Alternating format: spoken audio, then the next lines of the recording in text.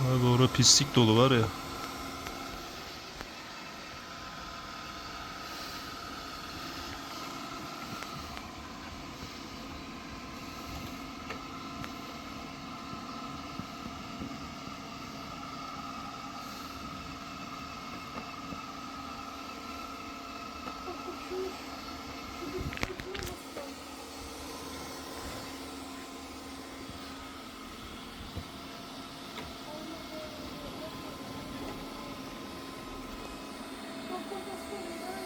Yukarı varmış.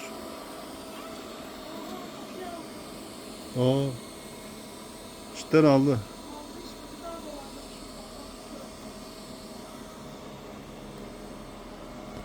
Hiçbir şey bırakmıyor lan. İyi.